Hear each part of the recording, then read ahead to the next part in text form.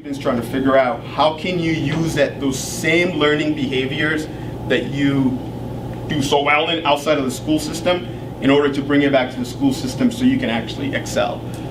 We ended up running the pilot at Bring It for the first year, and then I brought it over to the ELO coordinators in Manchester School District, and they all got excited about it because, you know, soft skills and non-cognitive behaviors are like the sexy thing in education right now, and people are trying to figure out how do they adopt it into their programs, but you also have to measure it. So anyway, so MSD ended up getting the bid. They're like, we are a competency-based learning program.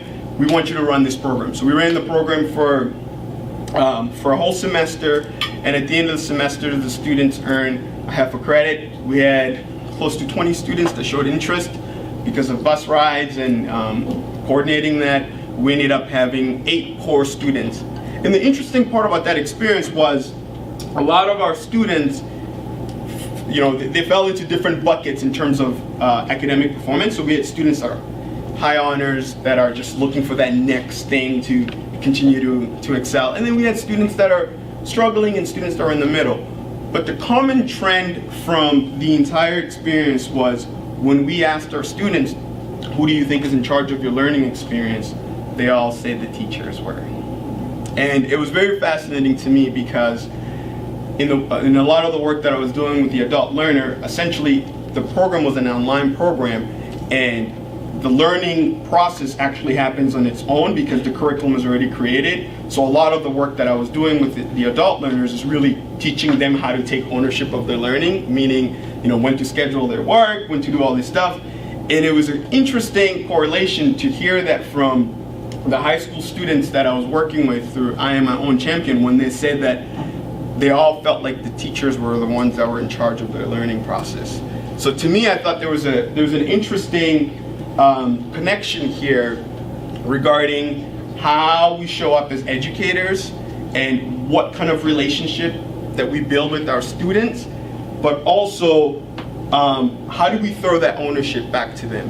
And especially with you guys, you're working with students with different backgrounds. They're coming in with their own stories. Some of them are still going through trauma, or some of them are just trying to figure out, like, how do I fit in? But the important part is to be able to create an environment, regardless of what age they're in, that allows them to take ownership of their learning. But the first part of that is really being able to allow the students to be for you to allow the students to be on your team, but for the students to know that you're also on their team. So my whole entire presentation today is about designing the alliance, because I believe that that's where it starts. First, when you have resilient learners, they don't really care about having that connection with you because they're going to perform well no matter what.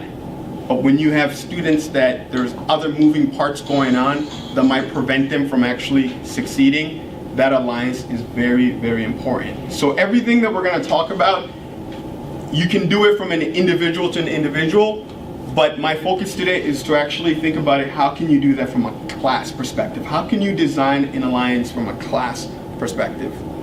So when you guys saw the keynote and you saw design the alliance, this is where I'm going to interact with you guys. So I have a tendency of just calling random people, so don't feel bad if I just call on you. Hopefully you're listening. You're not thinking about what you're going to do this afternoon. So when you read on the flyers, design the alliance, like what did you expect? What did you think of? I'll give this guy some love. I know he's looking at me. Oh boy. I'll go back to that slide. Like what did you think when you heard like design the alliance as a keynote presentation? Bring together different culture. Bringing together different culture? Okay, awesome. I'll give this table some love. I guess I was thinking the same thing, that it was cultural awareness and bringing everybody together. Mm-hmm. I wasn't really thinking of student-teacher. Mm-hmm. Awesome, great. We'll give the back room. Yep. I was just wondering what it could be about, but now I just want you to keep talking. Cool. Anybody else?